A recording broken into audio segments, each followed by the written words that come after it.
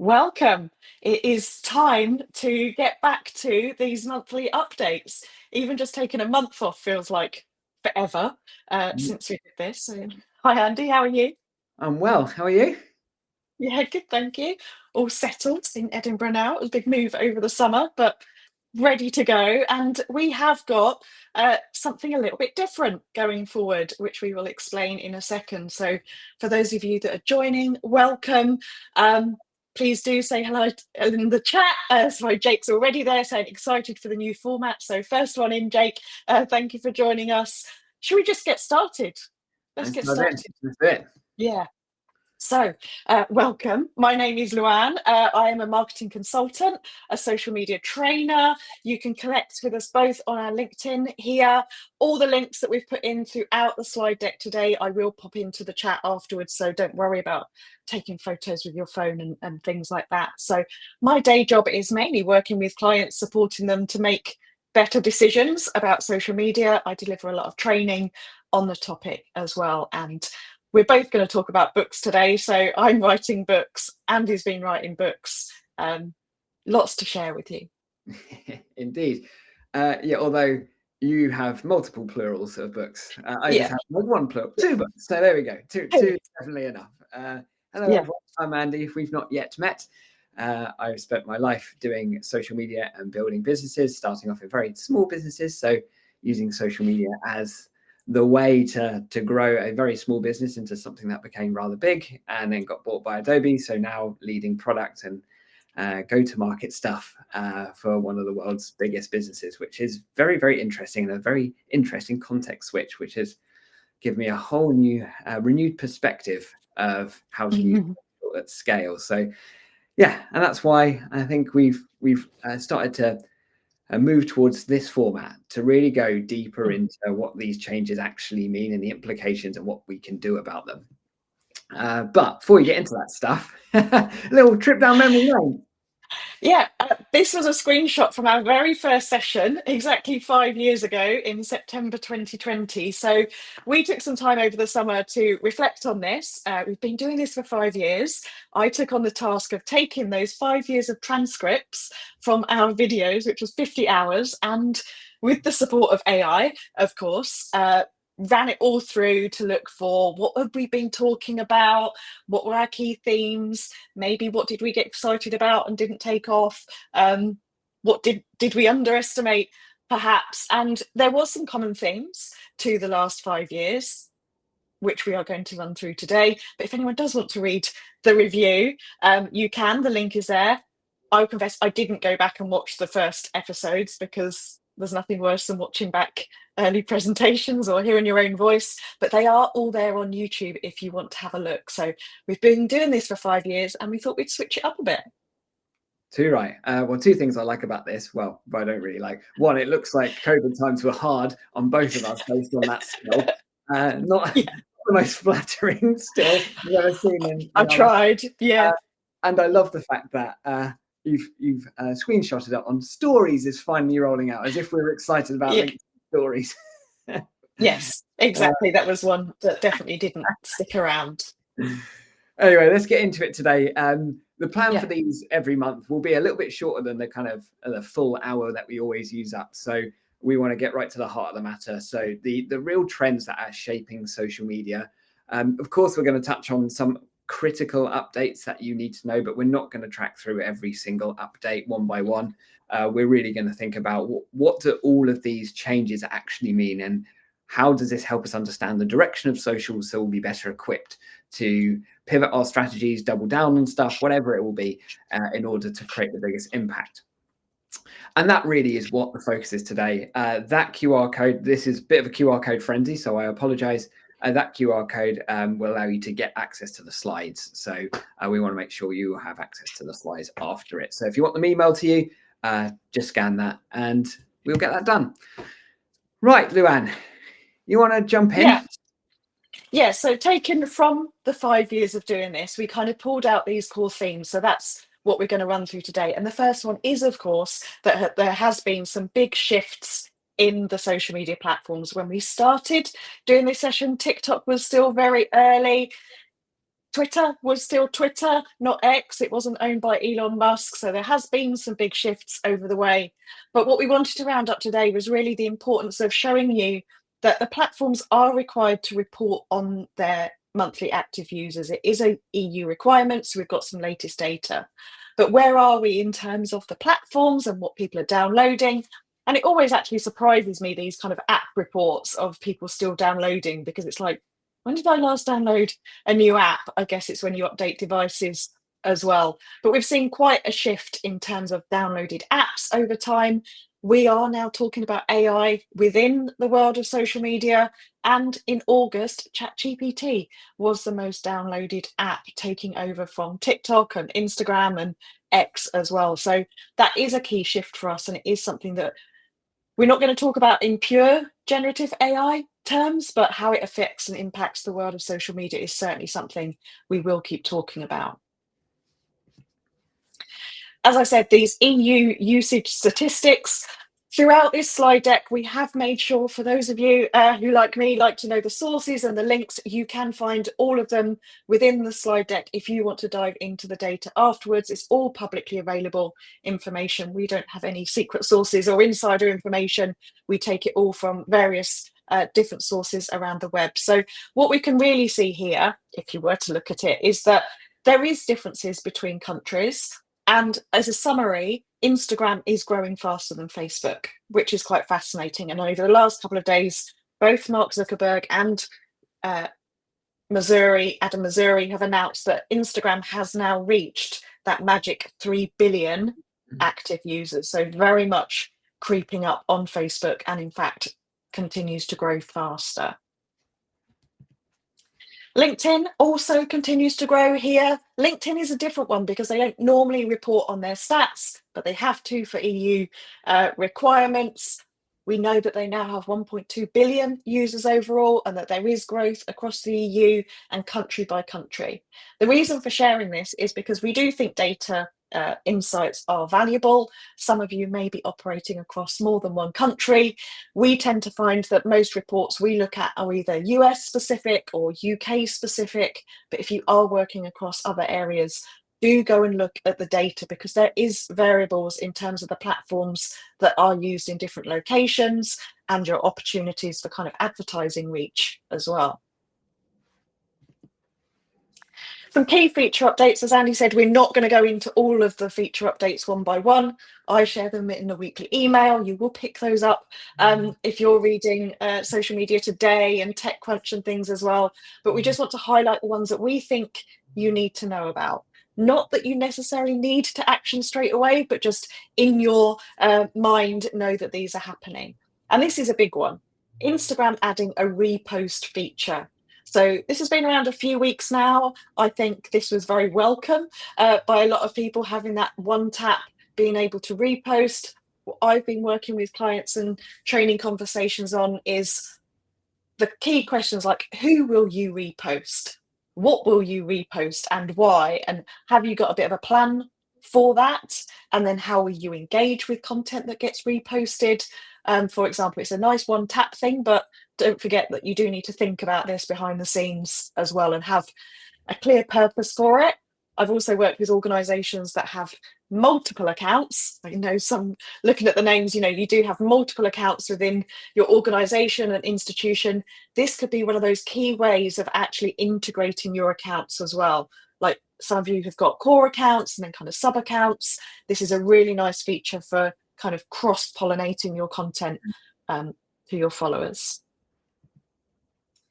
And this one, multi-part reels. At first I thought, is this necessary? But actually this is really good if you have a series of content or want to link to other reels, that now when you are uploading your reel to Instagram, you can link to a previous one. So this is really nice, instead of kind of things getting cut off and having to go and find previous things, that you can actually do those links as well. Great for events, great for interviews, just great for kind of maybe behind the scenes product how-to series. Really nice feature, I think. Yeah, I love this personally, and it follows a model set by initially YouTube and then TikTok in like a playlist type of style. So think of any of your content that is episodic in nature, that would make sense to view in a sequential way or stay tuned for part 2. that kind of thing. Yeah. I think there's a lot of opportunity in that, and especially as people are spending longer consuming short form content, right? We keep on saying attention spans are dropping, but that's actually a fallacy. Spending more time consuming, we're binging things for a longer period of time, provided they're interesting. So I think this gives us an opportunity to capture attention for a longer period of time. So Yeah, nice feature. And then YouTube have announced a range of updates. They had a big conference last week and have updated, many different areas. So I've put a link to the whole YouTube announcement on this if you are a heavy user of YouTube or want to think about these. But one of the nice ones, I think, is called a hype feature. This is for smaller accounts on YouTube where you can now give someone a hype. And YouTube are doing kind of hype leaderboards every week. So this isn't the subscribe or the comment. This is just giving something a hype and to help it get a bit of a boost. Not surprisingly, AI generation options, particularly around shorts, creating those formats for YouTube, more analytics, which we're always a fan of, and also a number of updates for those that live stream. Some of those are around charities and donations, but also kind of interacting, commenting, for example. So nice to see some live stream updates on a platform as well. So this battleground then, so this is our second trend we're going to talk about. So now we've covered a few like key platform shifts and the direction that they're heading in. But what does the digital town square look like? And that's a battle between X, Threads, Blue Sky predominantly. Mastodon features in this to a degree, but much smaller. This data is particularly interesting, and thank you for finding this chart, Luann, because I think this paints a very clear picture. This is daily active users across X, Threads, and Blue Sky. If we look at like monthly active users, you'd see a bigger delta between X and Threads. Threads is now about 400 million monthly active users, but their daily actives is incredibly high. It's closing in on X very, very quickly.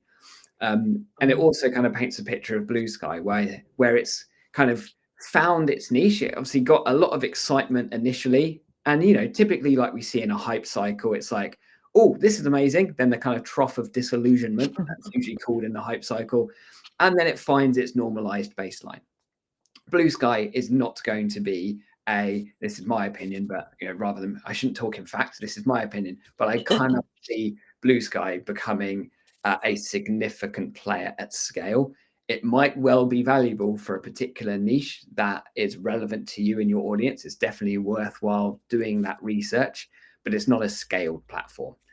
Whereas Threads, I'm not a betting man, but I would be pretty comfortable in saying that Threads will be the next social network to cross 1 billion monthly active users and will overtake X in terms of both daily and monthly active users at the beginning of 2026. So if you want to look at the more scaled platforms, that will be the more kind of conversational places to converse with smaller communities, to drive extra reach, etc. Threads is looking like that platform right now. Delightful thing about Threads too, as we all know, we've got a lot more freedom and variety in the way that we want to tell our story, whether it's written, video, image-based. We've got, we're a lot less restricted in that platform for our different content types like we are on Insta, for example. So I think there's a lot of opportunity there. They're also very friendly to links as well, as we know. So I'm feeling a lot of positivity around the direction of Threads right now. So what's your take on this, Luann? I think I am as well. And, looking back at our 5 years, we didn't get excited about too many things. And maybe that's because we've seen so much stuff kind of come and go. But Threads, of course, has had the benefit of being part of the Meta family of apps. And we talked many times about, Instagram was really forcing us to go across there and Facebook was encouraging us to go there as well. So they had that huge advantage of it. I think we can see that they are heavily investing because they've just appointed their own head of Threads. It's no longer quite under the Instagram banner. We'll talk about it shortly. They've introduced ads to it as well, so monetizing. They launched early without having many of the features in place, but they've kind of added all of those things now, from different formats to kind of DMs and better reporting. So it is on that growth. I think Blue Sky is one of those, it was a potentially knee-jerk reaction to what was happening with Elon Musk and X and Donald Trump and elections, but we're not dismissing niche platforms. We Mm. quite often talk about the smaller niche platforms, and actually I've read some good articles around how Blue Sky for academia, particularly scientific communities as well, are having conversations. So they're not monetizing, they're not looking to sell ads. They have just got a round of investment at the moment. So it is a different platform. So it feels a little unfair to compare it. But if any of you are still having those conversations internally around, we need to be on this new shiny platform, I think this kind of data can support your conversations a lot better. Agreed. And in terms of content formats, we just mentioned, Threads, different content formats.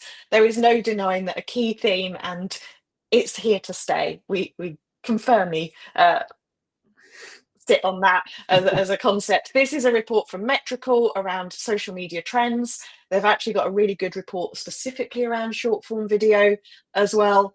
That TikTok is outperforming Instagram Reels in terms of like view time, content plays. There is no denying that TikTok is still kind of leading in that respect.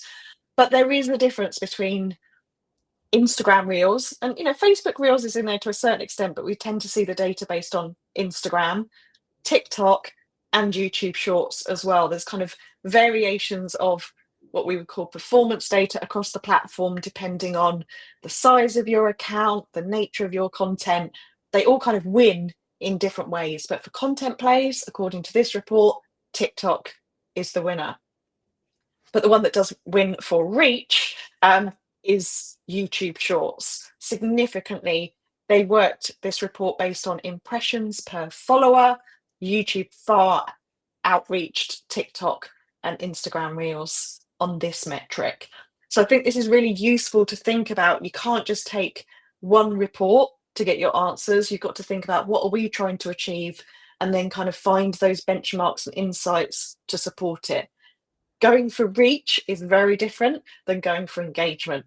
And if anyone recalls, there was a lovely part of this Metrical report that was about the different platforms and their role at different stages of the funnel as well. So this is what we're doing in these new format sessions, like showing you the layers of complexity that you need to be thinking about now, not just the, oh, here's a new shiny feature we need to think about. We've got to dig behind the scenes to help us get the results that we're looking for. Indeed. It's big stuff. This takes us quite nicely into the fourth trend, which again is no surprise. I mean, we've been tracking this for 5 years, and it really is utterly significant. And yeah, I think Luann, you and I probably go into broken record territory on this kind of stuff. But this is one of the few hills I will die on.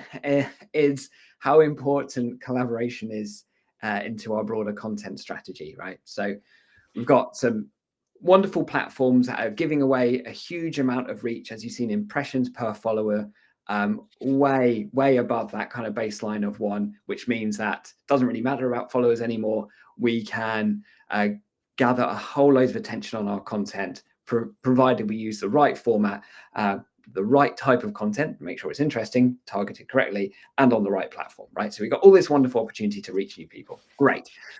But to get ourselves into the right places so that our target audience understand who we are, become aware of us, and all that stuff that we need to do, that is when working with others becomes utterly fundamental. Luann, you already called out the importance of how we might think about Blue Sky, but a way in getting known in these platforms is not just about, what can we post? What should we put in our feed?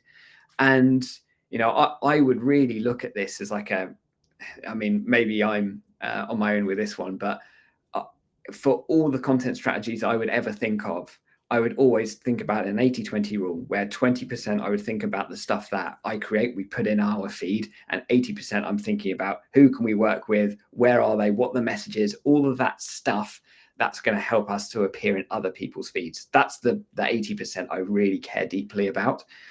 And a great example is this data point where nano influencer spend. So nano influencers, people with fewer than 5,000 followers, how much that market is increasing. I'm seeing this directly from who we're working with at Adobe.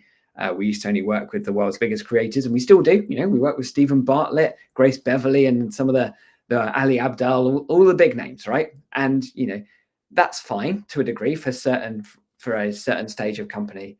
But increasingly, our spend is shifting to small, micro, nano influencers, people that have real deep engagement, real deep connection around a certain subject matter in a particular industry, that carry that respect and trust ultimately.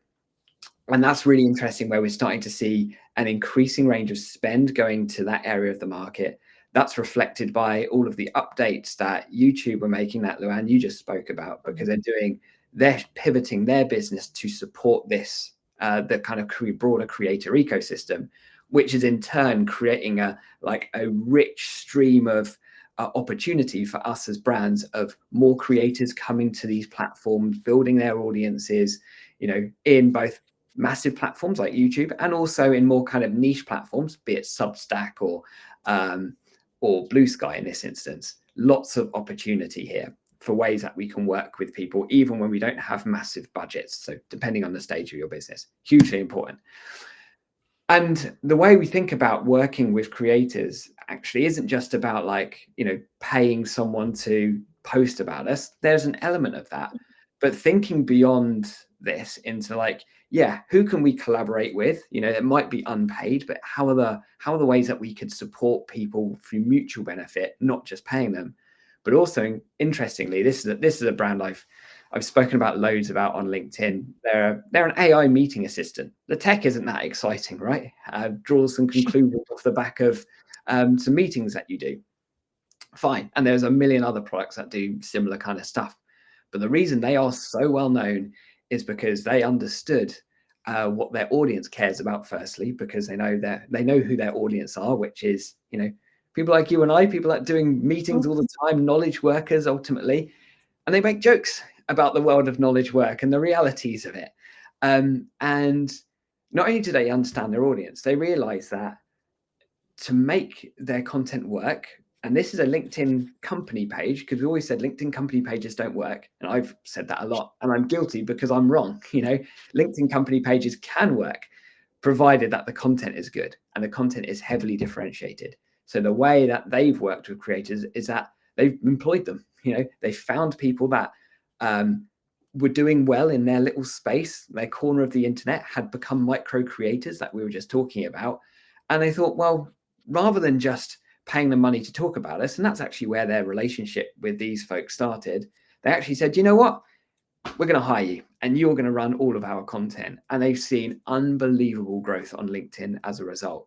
Because guess what? You know, even though the B2B, and we always say it should be boring, because it's so differentiated, well, the results speak for themselves. So, and do you know the fun fact about all of this story is that the only way I heard about TLDV, I didn't find them on LinkedIn. They came up on ChatGPT when I searched who's the brands that are doing LinkedIn, and they were first. Like, that is everything you need to know about how important this is, and I cannot stress this enough. Social media has just elevated in importance over the last 6 months in a way that I've never seen before, because of the way that AI search is working. Anyway, I could talk about this forever. I'm not going to talk about it forever because I wrote a book about it. So all charity, all profits go to UNICEF too. So if you haven't bought it already, don't buy it just because you might like what I say.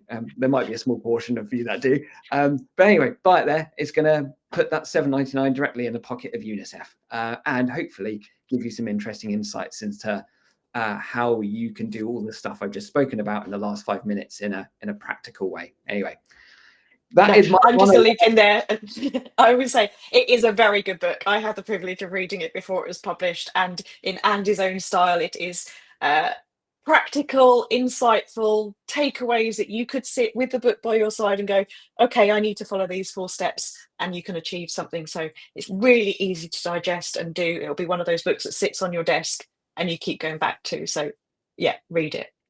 That's very kind. I didn't ask you to say anything like that. Thank you. It means a lot coming from you, though, Anne. So yeah, hugely appreciated. Anyway, back over to you and get off my soapbox now. It's a very good book and so important, and that's reflected in what we're seeing now as social media spend shift. So as Andy said, and we've felt this for a long time, and many of you that working in the weeds on this probably feel that this, but again, it's not always recognized that social media is so important. And we're seeing the data comes through. We know budgets in marketing are really tough to get, to pitch for, to win, and spend is shifting.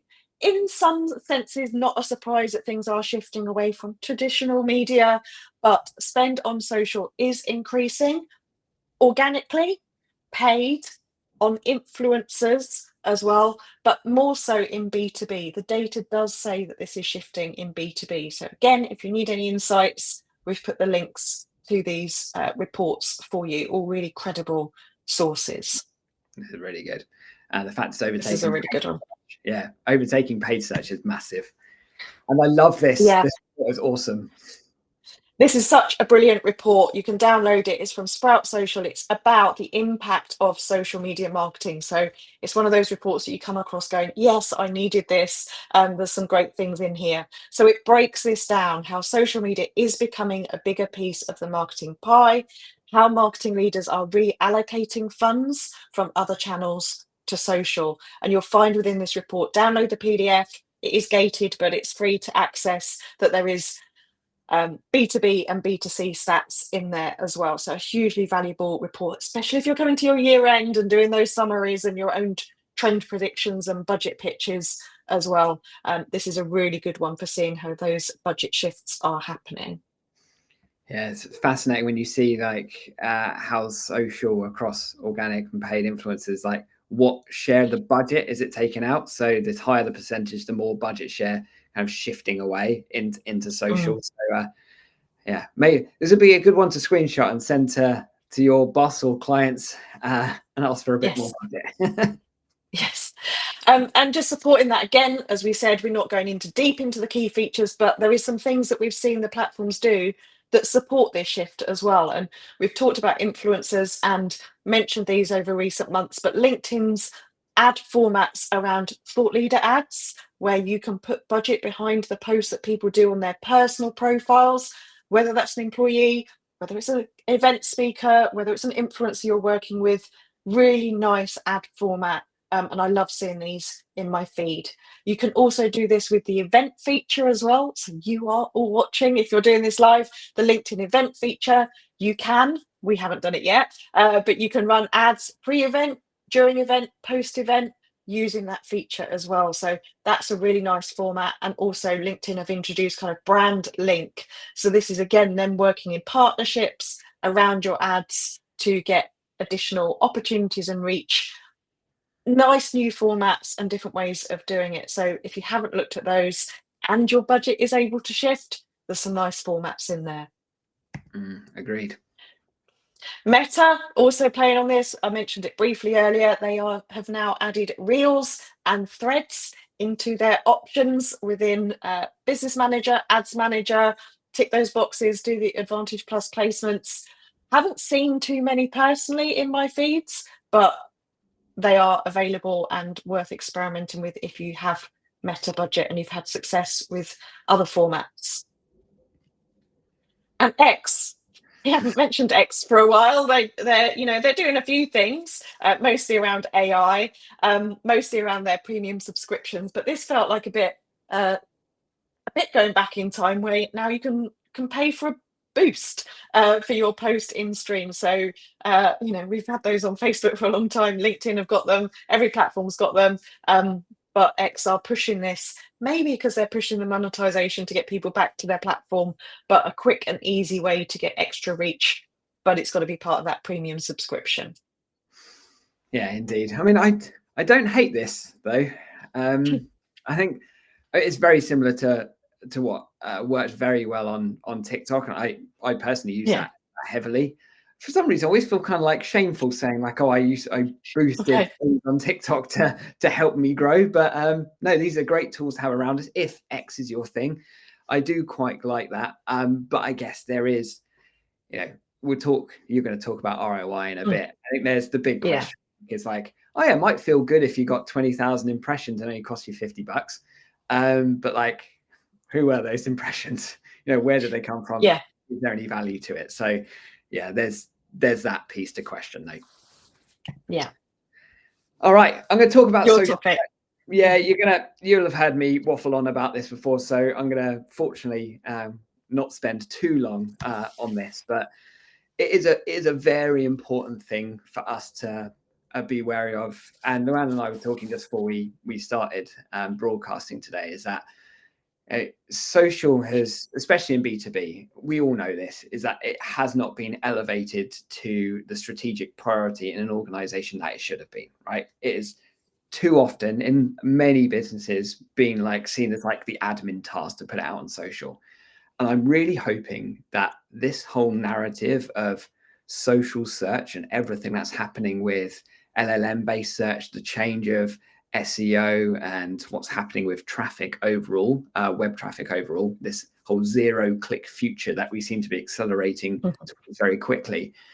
Social media has such a significant role to play in helping our brands to stay relevant when our traditional digital marketing playbook is reaching the end of its normal life. That whole, I don't believe in sensationalism or anything like that, and behaviors change slowly. But the key truism here is that web traffic is down across the board. We can no longer rely on like traffic to our websites as like the primary metric. It is disappearing because the way that people are searching is changing. Of course, there is AI overviews in Google, which is eating in to a whole bunch of clicks. Fine, we know that. LLM search, which is still a tiny slice, but obviously growing very quickly.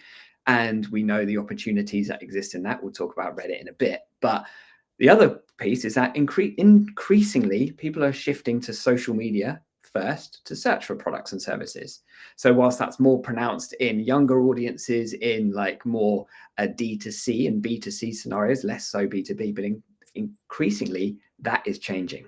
Whilst I don't think we need to pivot our B2B brands immediately to think about this, but the kind of maturity curve is quite clear, from like younger audiences to consumer brands to B2B. So when those trends change, they typically follow that curve.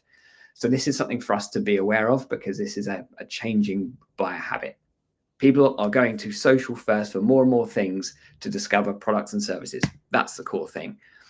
And it's so significant. In fact, I won't force you to read this DigiDay article, but TikTok are beefing up their whole search team so that TikTok search is becoming a whole line of business inside TikTok in itself. And it's very much looks like the same structure of like the Google search ads business. And that means that it's so significant enough that TikTok have seen this as like a big advertising opportunity. So the takeaway, more people turning to social first to discover products and services. So that is like the trend for us to think about. What we can do about that, it means clever use of, well, not even clever use, just sensible use of keywords in our content, right? So the captions matter for sure. And so does like the transcripts and the subtitles that we include within the videos on certain platforms. But the other side to this angle, or the other angle to this whole piece, is that, whilst this, everyone lost their mind about this, but this was kind of a non-story, but it was a good reminder that social content used to be within a walled garden, right? It used to be post on social. Hopefully someone will find it on social, will get engagement, and someone will have a preference for our brand. But increasingly, social content is becoming indexable both by Google and LLMs, which again means that social has just elevated in importance, whether people are discovering on platform. So on platform discovery is growing, so more people searching first on the platform. But off platform, social platform discovery, is evolving dramatically, so that AI overviews and LLMs increasingly pulling from social networks to infer their recommendations. So the TLDR out of all of this is social really should have elevated significantly in its importance in our brands, because this isn't just like, oh, we've got 4,000 followers and this is how much engagement we've got. No, this is how buyer preferences are shaped. That's why social is so important. And do you know how important it is? And absolutely love the fact that this came up in a report, because it's always nice when you're proven right for once. It never happens in my personal life, so it's nice in a business life. Well, the fact is, look at this. The top role that's being recruited for by, this is for larger businesses that really get social media, social SEO, number one. So just goes to show, like, this is what marketing leaders are hiring for, and they are all social roles, all stuff that we've spoken about, like how fast, how important customer sentiment is on social, because again, feeds into LLMs, paid social. Luann, you've already spoken about that. Influencers and social listening, it's all part of the stuff we've spoken about before. These are the roles that marketing leaders are shifting to. So if your organization is still thinking about social as like a, that small task that gets done at the end of a campaign, we're going to be missing a lot of opportunity with that mindset. Anyway, again, what's your take, Luann? I think this is, we want it to be elevated, don't we? It is social search, and it's coming up, and I don't know, there's part of it that kind of just feels like our jobs are getting bigger once again. The scope of our roles are getting bigger. But as you said, like tactically and practically, we can have some quick wins at this by just thinking about our captions a little bit more. Not having to kind of sweat it and go dark art on keyword research, but just making sure that you almost every social media post needs to stand alone and have its context explained. Don't assume that people have heard of you before or know that product or what you're talking about or what you're referring to. Just be really clear and succinct and explain things. And that's a quick win. Yeah, very, very, very practical, sensible advice. So missing. Yeah. Is this me? Do I continue with this one? It is you. Yeah. Because you want to talk Reddit. I'm not going to stop you talking Reddit. I'm going to keep this. I will promise to keep this one shorter because I've already alluded to this. We're nearly done. Yeah, exactly. So, 60% of all Google searches end without a click. That trend has continued to rise. My favorite person to follow here is Rand Fishkin on LinkedIn. He's basically where I get all of my advice from, because when you find someone on LinkedIn or on any social platform that just speaks sense in a real nice human way, and not try to skip all the hyperbole and nonsense around it, just what's actually happening. So this is why I love Rand's content, which I've taken from this from here. Anyway, so the trend is clear. We're seeing less traffic to websites across the board. Everyone's seeing it. Some brands are more pronounced than others. But yeah, we're preparing for a zero-click future. But the companies that then do visit a website, or the prospects, that do visit a website, end up becoming much more highly qualified, because the website is just kind of shifting further down the funnel. So what does that actually mean for us, and how can we capture it? Of course, there is a bunch of things that we could do. SEO still matters, right? So SEO is not dead. The stuff that we knew about SEO still matters, like technically competent websites, well-structured information, all of that stuff is fundamental. Shouldn't change that. But what this has put a spotlight on is community management. And community management, again, we see this as like a bit that sits underneath a social media person's role, thinking that the social media manager has to do everything: graphic designer, community manager, data analyst, content creator, all of that stuff, which is just unfeasible. But it just means that the sentiment of a broader community matters a great deal. So Reddit want to be a search engine. AI is taking a whole load of stuff from Reddit. Does that mean that we all need to fall over ourselves to be on Reddit? Not necessarily, but we do need to think about how can we activate the voices of our market at scale. So that means getting more reviews. That means finding a way that we can, I'll give you an example rather than talking the abstract. Read it in the book, because you detailed it all in the book of what you need to do with Reddit. You can read it in the book. I'll give you an example, which is actually real timely, actually, because I'll keep it short. Is that we have a help center for Adobe, right? So, and it's kind of gated. You have to be an Adobe customer, and then you can access the help and community forums. My angle is that we should make our community support public. We should do support on Reddit. And the reason for that is because not only does it help people where they are, it means that it's immediately indexable both by Google and LLMs. So think of anything that you can do that will serve your audience in a better way, but it will also serve the secondary benefit of having your brand appear more frequently in AI overviews and LLM search. So that's why that's kind of like the mindset shift we need to think about. But that needs resourcing. It means the importance of community management is so significant. Already spoken about how important Reddit is. But yeah, again, back to the point of like social search, the importance of social. We really do need to be thinking about our community sentiment at scale. And that is a thread we're going to be speaking about every month, no doubt, from here on in. Oh, and we spoke about it loads. Actually, I think that was quite a good convo, this one. I'll let you speak about this little podcast that we did.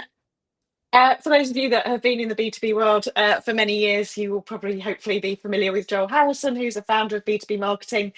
He is speaking at our event in November. We'll talk about that in a moment. But he interviewed Andy and myself back at, I think it was the end of July we did this, early August, talking about Reddit's B2B awakening, what it means, the role of social in terms of search now. So yeah, we had a really good, fun conversation on this. So if you want to know more and what we thought of this and what Joel was trying to get out of us in this conversation, which was fun, you can watch it on YouTube.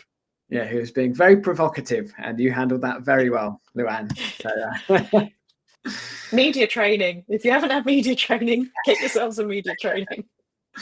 Right then, our final topic, and of course a really key one, is the importance of understanding social ROI. And this comes back to this brilliant report that we've said from Sprout Social about the impact.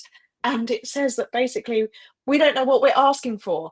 How does your social media team define a social ROI? And we've seen this at events that we've hosted throughout the year where we ask this question to the audience and they'll say leads generated or number of followers or number of likes. We need to change this conversation to get, recognized and be more strategic and, get the long-term results and not the kind of the quick win data points that people are looking for. So again, if you're having these conversations internally, again, like us, want to read a report that goes, yes, you're right, this is what we're thinking too. This is what it's all about. How does your social media team define social ROI? And of course, you cannot do everything on one platform with one post. You've got to have this mix throughout your funnel, throughout your journeys, all of that stuff. We'd love to know in the chat, actually, how will you define ROI? It's always a very interesting discussion. Yeah. And again, like where you post matters. We've said this before. What does success look like for you? It will look different for all of us at different points in time, depending on what we're trying to achieve. Success means different things. Impact means different things. But I like this summary here on the right that says all brands, then B2C, then B2B, and then B2Any, which I think is just other, and actually how we do see different results across Facebook, TikTok, LinkedIn, YouTube. And that's important for us to recognize and measure and look at in our results as well. So where you post does matter. And going back to some really kind of, again, these kind of granular feature updates that you might know us for, but these are important ones. These are from Instagram. Over the last few weeks, Meta has changed all of their terminology around insights and data and reporting to being about views. And what is really interesting is now, and again, we've spoken on this about Instagram, I don't think you can just talk about Instagram as a whole anymore. You need to have an approach about reels, about stories, about the feed, about reposts, and how you work these. But I like these data points from reels. You can now see at what point people like it, at what point do people tap that heart button and like it, and also the points that they leave as well. So this is like the detailed level of those insights. We've also got this on carousels as well. We know the importance of carousels, the multiple images. We can now see at what point of the swipe people do their like as well. And I think that's a useful insight to look into. They are replacing the accounts reach metric with views. So if you're doing your reporting and you've got lovely dashboards set up, you're going to have to explain this new terminology and adapt to it. It looks the same, it's just how we interpret it, that views eyeballs on our content is the top of the funnel stuff and what the platforms are giving us. Those other metrics we may need to look for elsewhere in our own reporting, our own conversions, our downloads, our event signups, all of those kind of things.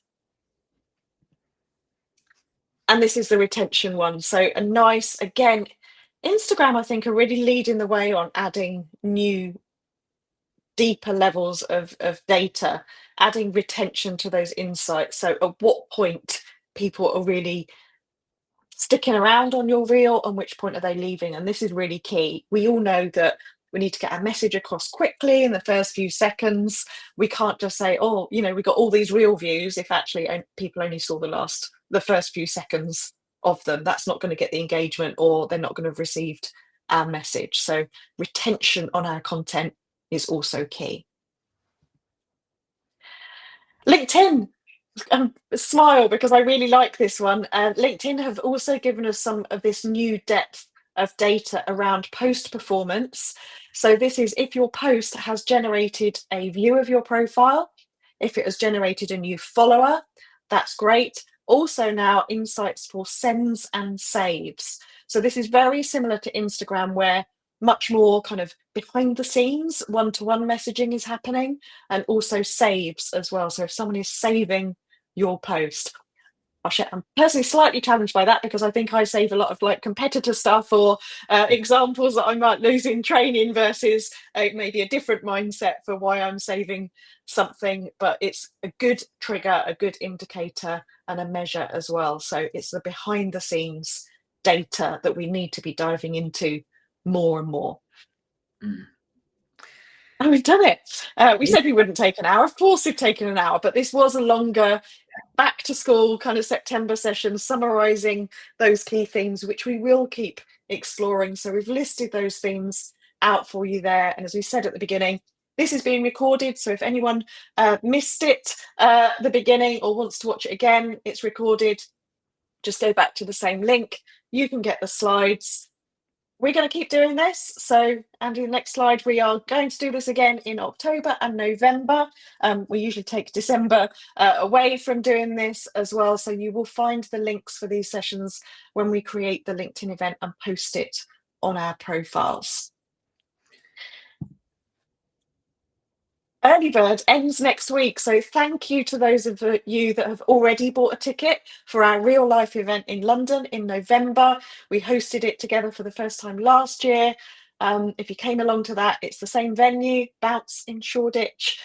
Full day of speakers. We have presentations, we have fireside chats, we have panels, and it is the only event that is purely B2B. So you can talk with each other if you're working in B2B. You can hear from B2B speakers. You can hear B2B examples. This isn't a session where you hear a great B2C one and then go, oh, how does that apply? We've made sure that these are the practitioners that we want to learn from. This is the event that we would want to attend. And yeah, we were talking about it before we started. I'm really excited about it this year. Yeah, and I think like this year just feels even more significant. I think you'll know this from everything we've just been speaking about for the last 49 minutes, is that this is incredibly timely for us to all get together in a room as B2B social media people that are interested in social media. You don't have to be a social media marketer to join. It's like anyone that wants to grow their B2B brand. And social media is just becoming an increasingly important part of this. And yeah, what a good time to take a bit of time out of your business to then think about like, how do we take these learnings and how do we build a 2026 strategy to give our businesses outsized success. So yes, very excited. Yeah. Thank you for those of you that have watched live. Thank you if you've watched the recording. There's been lots of hellos in the chat. A couple of questions on specific data, so I'll pop in there and just answer those after the session with some links for those that were asking for them. But otherwise, good to be back. Thank you for watching, and we will see you again next month. Thanks, everyone. See you soon.